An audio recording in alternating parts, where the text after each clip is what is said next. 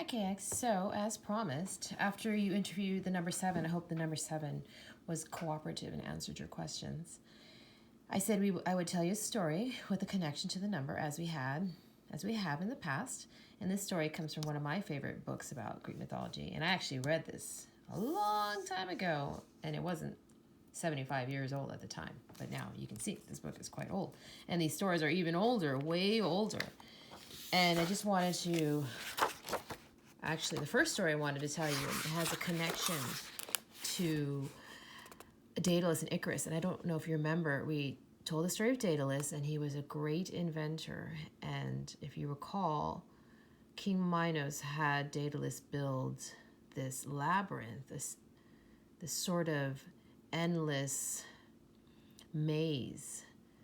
In some versions of the story, you could wander around this maze that Daedalus built infinitely and never find your way out. It just kept going on and on and on. And it's an idea that has inspired lots of people to create other works of art, and I'll mention a little bit about that at the end.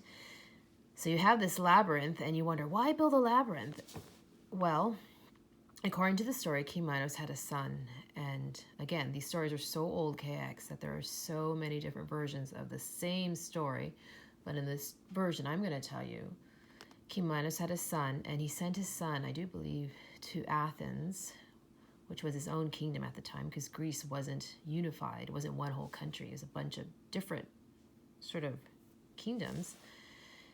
And when Minos sent his son to Athens, there was an accident, and Minos' son died.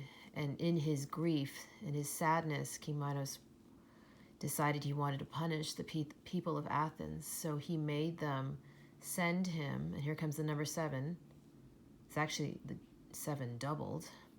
7 boys and 7 girls. And he would lock them up in this labyrinth, and they had to find their way out. And in the labyrinth lived the Minotaur. Now, the Minotaur, kind of like the big bad wolf in the story of the 3 Little Pigs, is often depicted or shown as a monster. And the story is that his mother was Queen Pasiphae, so that would be actually the wife of King Minos. And in some versions of the story, what had happened was that many years ago, King Minos, who was, guess what, a son of Zeus, and I don't remember who his mother was, but I remember he was the son of Zeus. And Zeus's brother, which would make him his uncle, Poseidon, sent a bull for them to sacrifice. I do believe it was Poseidon, but you know what? It could have been Zeus. Either way, a bull was sent for Minos to sacrifice, but he thought the bull so beautiful that he didn't want to sacrifice, and he kept it for himself. And the god became so angry that when Pasiphae had her baby was born looking kind of strange. So with the head of a bull and the body of a human. And Minos, because it was his son, despite the fact that it didn't look like his son, decided to build a labyrinth to hide his son away, the Minotaur, away from anyone. So going back to our story of 7, these 7 boys and 7 girls are sent to the labyrinth, and no one really thought they could find their way out. And one of the boys, his name was Theseus, and he happened to be the son of a king himself.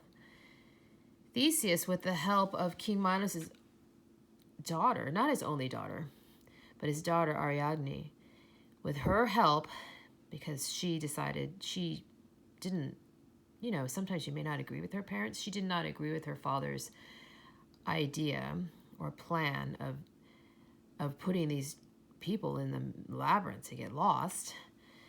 Ariadne, decided to help the children, the people that were sent to wander around the labyrinth. So she went to guess who? Who might know the secret of how to get out of the labyrinth? Perhaps the person who invented it? Yes. And if you remember, that was the very reason King Minos had locked up Daedalus, because Daedalus had built many things for Minos, let alone the labyrinth, and he didn't want Daedalus to spill his secrets. But Ariadne, let's say in the cover of night, went to Daedalus and said, how can we help these young people escape the labyrinth? Who wants to wander around endlessly in a maze? And so Daedalus gave her a magical ball of thread. And according, this is magic, isn't magic great? According to the story, wherever you are in the labyrinth, so let's say you were wandering around for a good half hour and you just couldn't find your way out and just wanted to leave, you would drop the ball of thread on the ground and it would roll toward the exit. Pretty nifty, right? And so Ariadne gives Theseus the ball of yarn or thread, and she also, in some versions of the story, gives him a sword. And when Theseus is left in the labyrinth with the other people, he alone is able to find the way out. And on his way out, he, in most versions of the stories, in fact, in all versions of the stories, he kills the Minotaur before he leaves. Now, obviously, killing the Minotaur is not going to make King Minos very happy, nor is escaping the labyrinth. And so Theseus, along with Ariadne, so she leaves her homeland, Ariadne and Theseus flee or run away from Crete. This is where, or Knossos, some versions of this, for more detailed information, leave the kingdom. And at some point, often said to be on the island of Naxos, in fact, there's a very famous play written about that, Theseus leaves Ariadne behind. So even though she helped him, he leaves her behind on the island. And off in many versions of the story, she's rescued by a god called Dionysus. And when Ariadne dies, as so goes so many of these stories, her crown was put in the stars as a constellation. I want to say it's Corona Borealis, but I could be wrong. You can look that up. And that was the end of that, I think. Oh, you know what? It reminds me, when I was in college, there was a writer from Argentina. So Olivia, if your mommy's here, she's going to know who this writer is. Well, anyone, so many people know this writer. His name was Borges. Borges wrote a story called House of Asturion. And in that story, Borges took the myth of the Minotaur and switched the story around. So the story is told from the perspective of the Minotaur, which is not the case in the Greek myth, because in the myths, the Minotaur is a monster, right? But in the Borges version of the story, the Minotaur is wondering why he has to wander these infinite hallways all alone and hoping one day to be let out. And he talks about how his mother's a queen and he doesn't belong there. And I think the very last line of the story is, you hear Theseus, and he says something like, oh, he was there, Ariadne, and he didn't even fight back.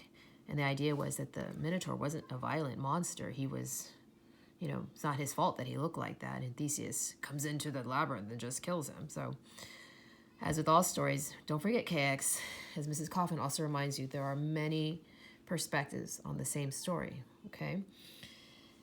Now,